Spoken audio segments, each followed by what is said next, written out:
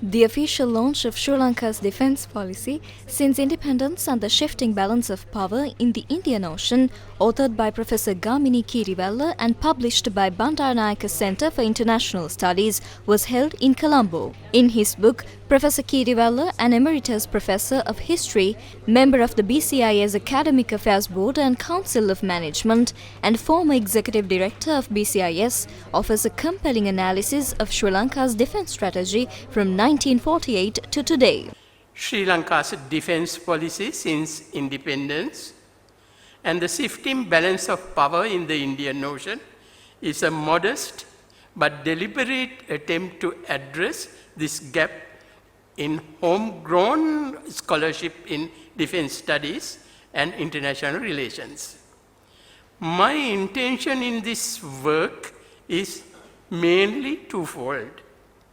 First, to underscore the importance of rigorous, policy-relevant, and empirical grounded research that not enriches academic understanding but also contributes to the development of practical, forward-looking strategies for Sri Lanka's foreign and defence policy in an increasingly complex and volatile global environment.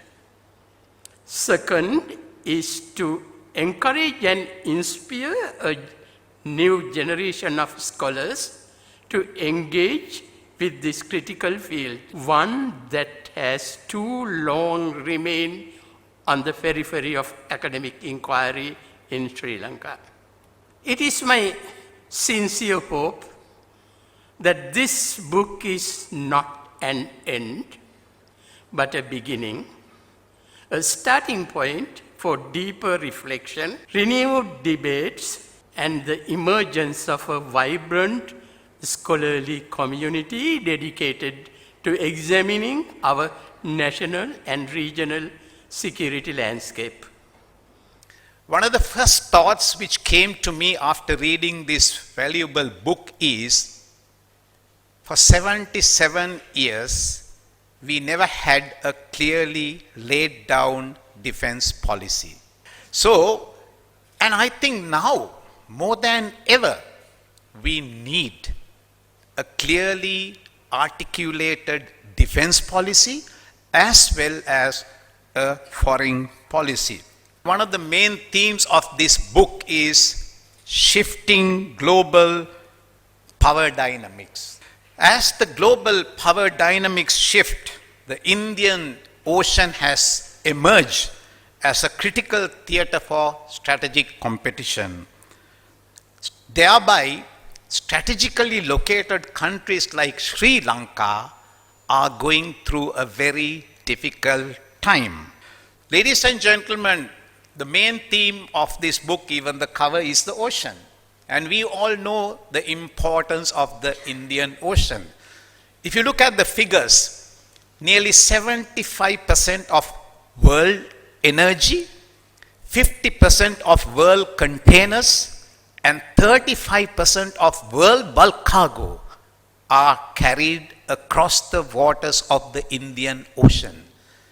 And this tiny island nation is sitting very close to one of the main arteries of global maritime commerce across the Indian Ocean. Another very important thing I think we need to understand now when we talk about long-term policy is the unpredictable nature of conflict taking place in the world. All these unpredictable events are having unintended consequences in the whole world. Now we know that Sri Lanka is located just 12 miles north of the main shipping line across the Indian Ocean. This location is critically important to us. We have to really look into the ocean for our prosperity and development. What is very important is we need to maintain surveillance of our ocean area. We are not yet fully doing it, and we need some cooperative regional arrangements. We cannot do it alone in the ocean. The book also explores how domestic political developments and shifting geopolitical dynamics have shaped the country's national security policy within the increasingly contested Indian Ocean region. Former President Chandrika Bandaranaike Kumaratunga was the chief guest for the event.